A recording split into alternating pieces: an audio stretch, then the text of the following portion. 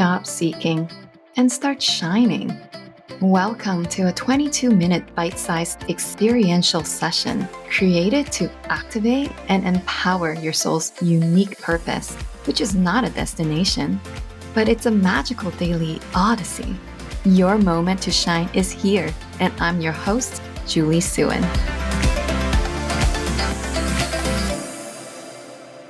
Aloha, everyone. Welcome to another episode of Shine, 22-minute soul purpose activation.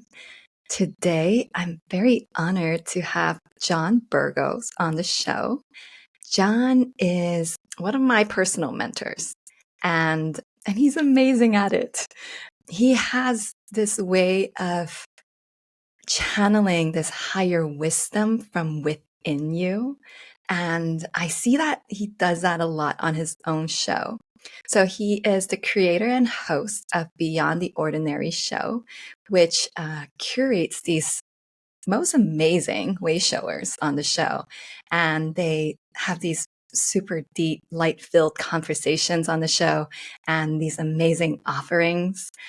John is also an ascension guide and an internationally recognized public speaker. And he thrives on collaborating with provocative spiritual leaders, bringing light to the shared power of the awakened collective consciousness. I also like to say that John is kind of like a modern day Rumi to me. He's just like so poetic. Okay, anyways, is there anything else you'd like to add to that? Oh my God, no. I'm just so happy to be here. And it's an honor that you would even consider calling me your mentor. It's just, yeah, thank you. Oh, yeah. I'm so honored. Okay.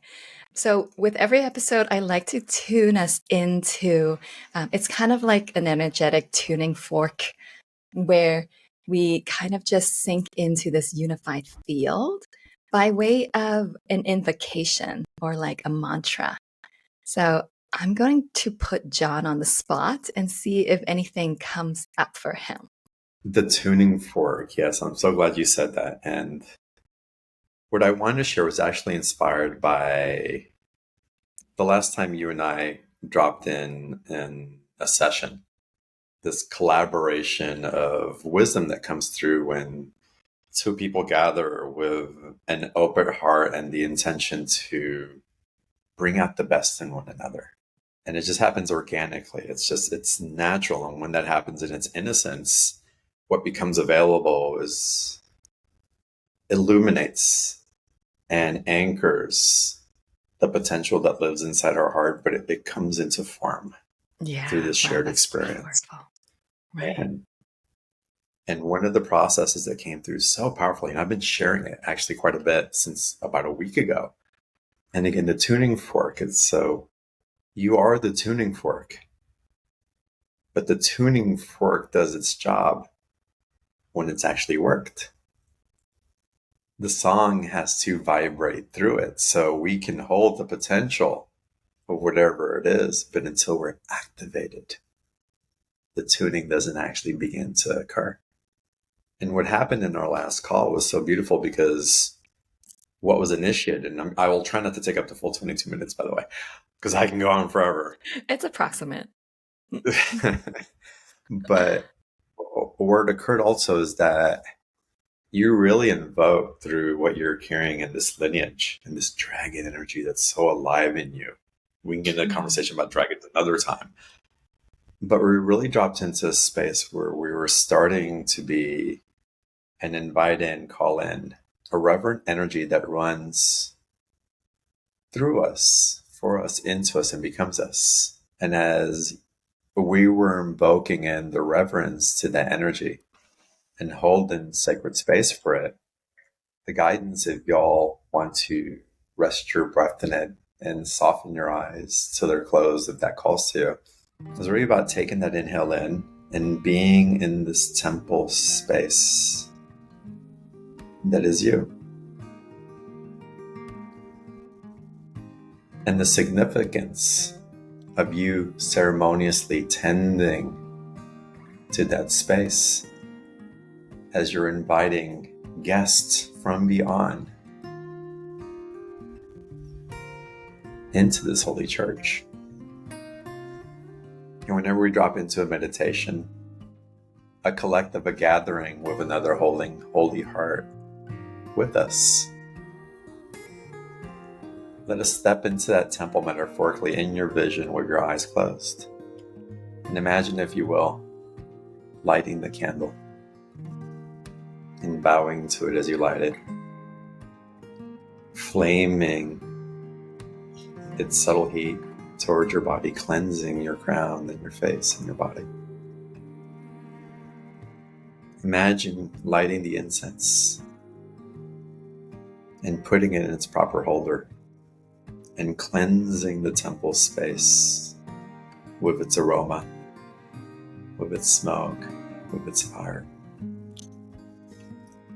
And then as that's taking place, imagine sweeping out the dust, the energy, if you will, cleansing as best that you can, purifying that holy space, preparing it to be met by the holy, with the only intention of being present with it. For its only intention is to be present with you. And to just hold space in that, whether it takes you 30 seconds or 5 minutes, to purify your temple, to set the standard of how you intend to meet the guests that show up for you in this space. And inevitably allowing that to become the standard of the intention of how others step into your holy temple as well. So it's a meeting of the sacred within each other. It's a ceremonial devotion to the higher heart, to innocence and wisdom, again, in reverence to the divine in yourself and into the divinity that is waiting for you to invite it through your threshold. As you feel yourself just setting the space, and your space clean or prepared as best as you can prepare it at the moment, open your eyes and come back. And know that you have set the field. You've set the intention. You've set the consciousness for what it is that you're ready to interact with. And you inspired that, Julie. So thank you for bringing it into the session and allowing it to come through to not only serve what we were doing together, but serving so many others, including myself. Oh, I'm so humbled. Thank you. Yes. Let's say we co-created that. We definitely co-created that. Yes. Yes. Yeah. With that said, okay, so the temple space is set. And for me, I saw the mother of all dragons again, as you were bringing us into this field. Yes. And I know we're in the dragon year, yet this dragon energy it's not merely an astrology. It's not just because we're in this Chinese New Year of the dragon. It's because there is something that is reawakening within all of us. And this dragon that I'm seeing, she is no ordinary dragon. She is the dragon mother of all dragons. And she is the mother of all creation in form. When we talk about the dragon energy, what wakes up within you, John? Oh my God. It's so much in different ways. Because what happens at first when we start talking about the dragon, it's like there's this filter of the way that we've heard and we've learned and interpretations that we've had. And as I drop, as I allow those filters, those imprints to settle, and I land more in the center of what really comes up for me, this dragon energy, it's creation. It's raw creation. And it's so appropriate for me because of my understanding of a karmic cycle that we're leaving behind, that we really graduated from. I believe we're feeling the remnants of what we left behind as echoes. And we're living the experience of those echoes, and they're being muted out. And we're in that echoing phase. And that's what has allowed this dragon consciousness to finally be heard, felt, and seen. It was there before, but it was muffled. It wasn't time. We just weren't in that space to be as immersed in it as we are now. Others could feel it. There was folklore and myth. There was a tremendous amount of acculturation that was really tuned into it, but couldn't quite grasp fully the power because it hadn't awakened yet for the collective, for the masses. And it's wonderful that it's awakening for the collective and the masses, but more importantly, why is it awakened for you as an individual? And feeling into that is the curiosity, the excitement of this powerful energy that is birthing possibilities beyond what we could have seen before, but also the responsibility and the maturation that we've gotten to so that we can carry that power forward and hold enough of a consciousness that what we create isn't for the sake of destruction. Because that was the power of the past. Let's build so we can destroy, build so we can destroy, build so we can destroy. Let's see how powerful we are in this version of the dragon. Because the dragon doesn't care. It'll build and tear it all down so it can build again.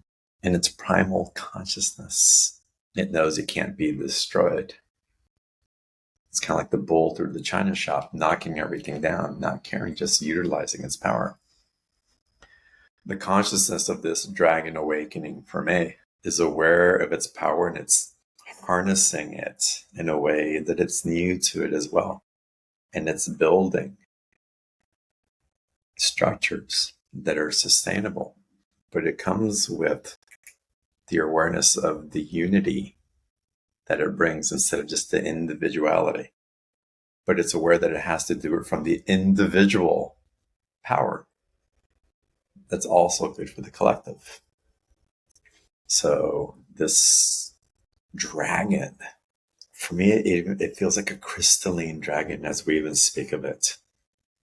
Yeah. If you would have Christed consciousness within this raw power in connection to Gaia, merging the worlds through its capacity to build sustainable pathways into the consciousness of that Christed and beyond. Whatever we have believed crystalline or Christed consciousness is, and the purity that it could potentially emanate of liberating us from fear and dogma and old structures, I believe that we're awakening to not only embodying that in ways like we haven't before, but I think we're accelerating into discovering other levels of consciousness that are available, that as I sit with it, I can't even put words to it. It's beyond even what we hoped, what we can get to. But again, the dragon consciousness is bringing in the structure for it, but it's also insisting on the unification. It's lobbying for that unification that must be in place because the divine creations are not meant to crumble and won't. Yeah. I feel all of that. And yeah, I mean, the crystalline energies that we're being exposed to without, like from the cosmos, as well as our upgrading within our cellular structures into more crystalline form. I feel like that's why the dragon can reawaken.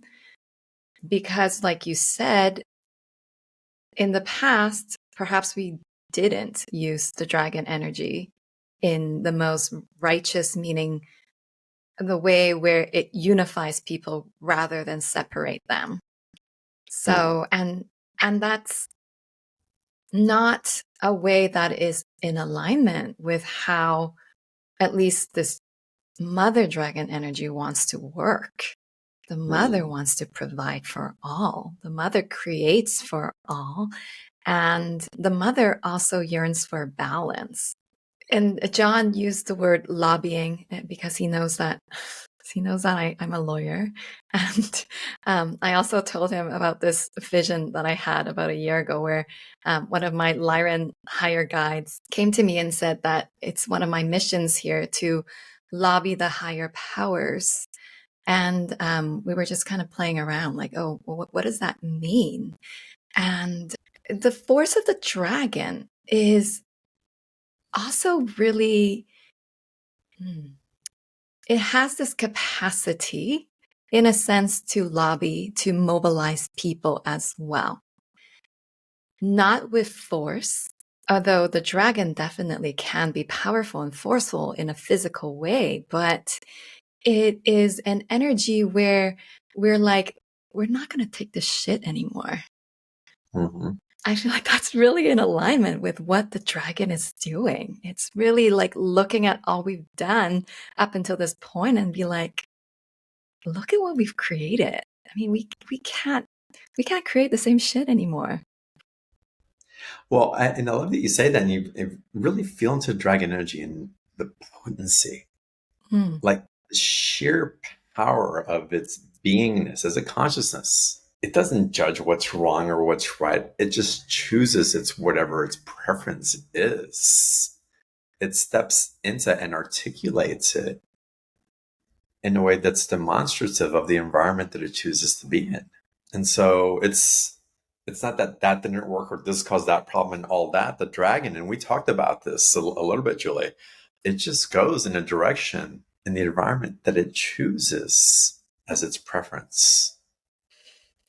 That's what is in line with it. And you can say everything else gets destroyed in the process, but wherever we don't put our attention, it has to deteriorate. It's not being fed. So if we're not putting our attention on war, if we're not putting our attention on poverty, if we're not putting our attention on scarcity, on limiting beliefs, how can it continue to exist? Right. So at this moment, I want to kind of harness this dragon energy back to the theme of the show, which is purpose. How would you say somebody who is on this path, who is having a sense of what they're here to do? But I mean, for me, it's like they come in little snippets. Sometimes I have a Lyran guy telling me that I'm a galactic lobbyist, and I'm like, wow, that sounds great. I don't like the word lobby, but okay, cool. And and they come in little pieces. Like this dragon mother comes to me and tells me, oh, this is how you create from the void. Okay, well, but when I bring that back into my reality, I'm a little confused. So what what insights, if any, do you have on kind of like working with our multidimensionality in the sense of, we are kind of like getting snippets from all these different dimensions, but when we're here to really create in this reality, now what?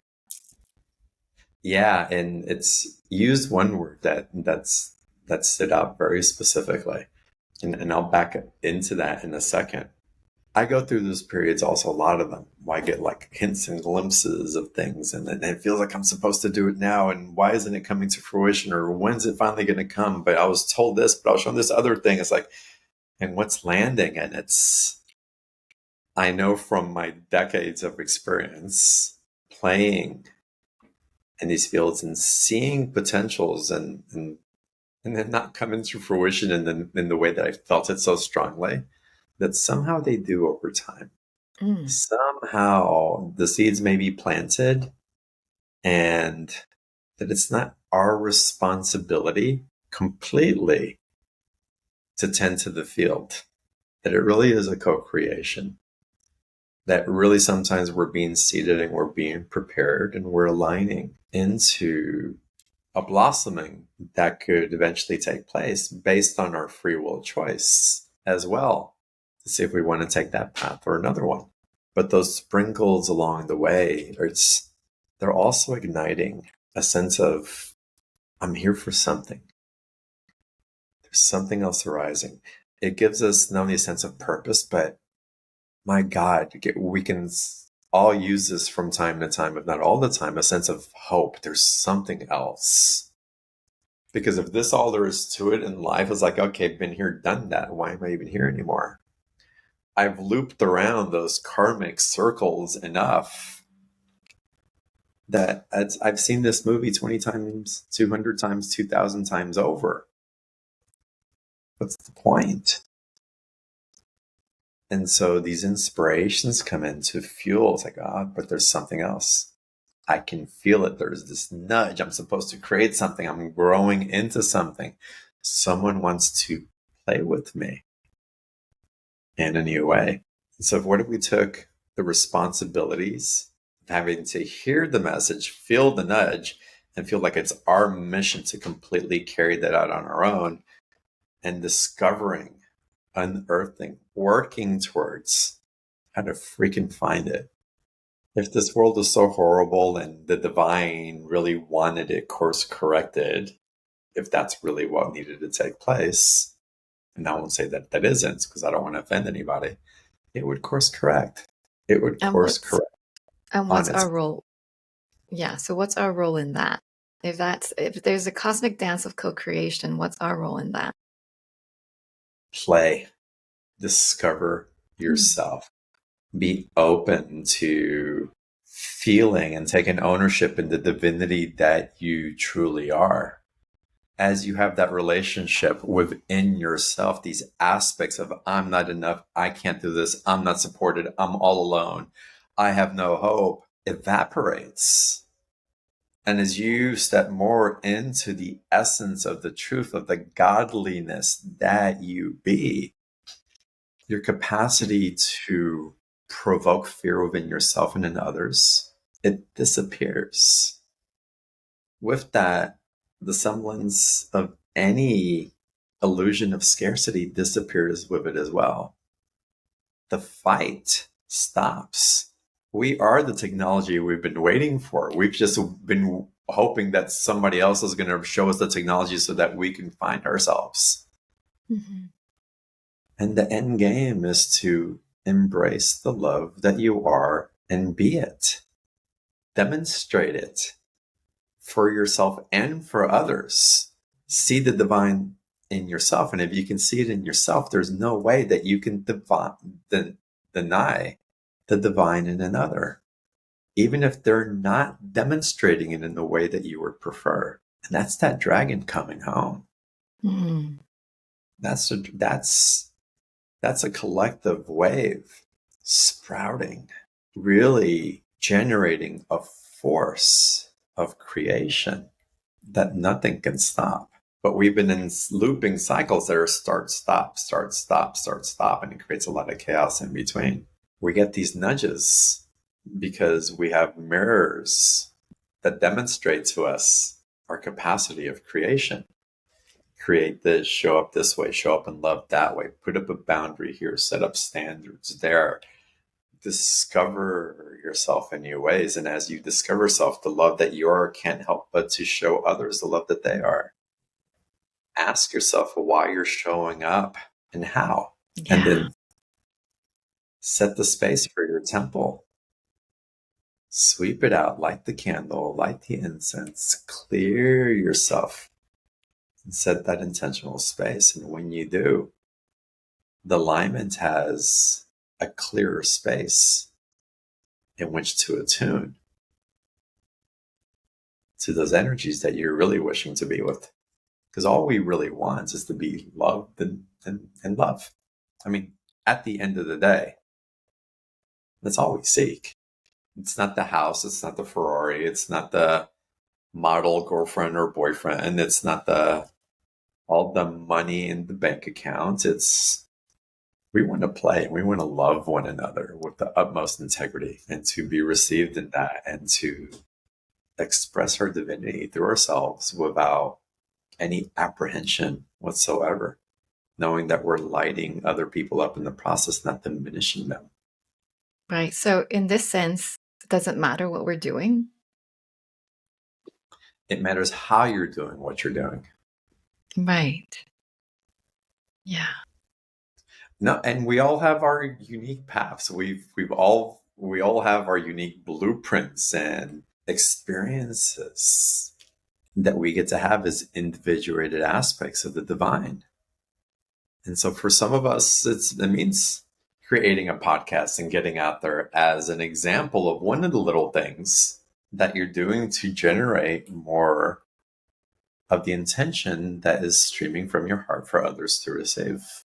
And we all have our different ways of doing it. And it's, the guy who's mowing my lawn isn't any less divine than I am hosting a podcast. That's silly, right? And he's got a purpose that is like beyond anything that I can interpret other than mowing my lawn. But in mowing the lawn and the exchange that we have together and seeing the divine in the exchange, not being oblivious to it, not becoming so out of tune with the truth and how we're interconnected in this sense. And we start seeing that more often. The love that we have for other people, we can't harm another when we feel and realize that more and more. We can't see someone else suffering when we have so much and not give. We do not allow how uncomfortable it may make us feel to see a homeless man in the street begging for food or asking for $5 so he can get his next meal. And we get over our limitations, our beliefs, our preferences, what's comfortable, because we come to realize that I will not truly stop suffering until he stops suffering. Yeah. I will not be healed until you're healed. You will not be healed until Julie's healed. We're all bringing each other home, and we're rising above cultural imprints, religious dogma, and protocols of safety that have been taught to us that not only repress us, but it's repressing the people that we say that we love so much. But we still keep that thumb pressed on them for the sake of safety. That's an illusion. It's what's keeping us in prison, in our heart prison, in our conscious prison. And we're building a new technology. The dragon is bringing in a new technology of liberation. We're liberating the cultural programming. We're liberating the religious dogma. We're liberating what has been taught to us for the sake, supposedly, of culture. And we're awakening to the humanity of love. We're awakening to cosmic disclosure, if you will, of just how powerful we truly are once this technology turns on. Yeah. Technology where we create from play and from love and from the innocence of creation itself. Yeah, it was a lot. It's a call to mastery. It's a call really to embracing this dragon energy. And we're all capable. We're in training each other back into that capacity. And we say it's a lot, but isn't it? It becomes habit. It becomes, let me remember to do this over and over, because we've been taught to do the fear thing over and over. The preparation, the reptilian urge to protect and to fight and to be in fear. And now we're just entraining each other back into, if you will, the reptilian graduated into the dragon, the metamorphosized consciousness, recognizing itself as the power of all divine creation. Yeah, right. So we're entraining each other. reminding each other. We're uploading each other. We're exchanging these codes. We're lighting each other up. We're speaking words that stimulate, holding that field in a cohesive way for one another. And we're recognizing each other in that. And we're recognizing each other when we're not meeting in that. And so we get to come back and come back and come back. So pay attention. Remember as best you can. When you forget, come back to remembering. It's okay. It's all part of the evolution and the attunement that we're all going through. That's amazing. Yeah. Yeah, because we do need that reminder every now and then. And at the end of the day, all creation are co-creation. Whether it's of a higher element or a lower element, it's all creation, we're created together. So to recreate a new reality, that's why we are bonding in this sacred space, so that we can remind each other that we can create higher together. Yeah.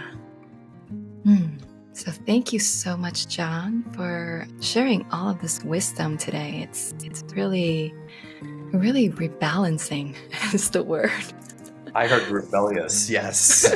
Rebellious. That too. Oh, and yes, thank you, listeners, for being here. Of course, I will share more about John's show and how you may work with him in the show notes, as well as to my email subscribers. There's also a gift from John, an alchemical meditation to create new realities. So I'll be sharing that with my email subscribers as well. If you haven't subscribed yet, please do so on my website, juliesuen.com. Thanks again, John. And until next time, aloha. Aloha. Thank you, everybody.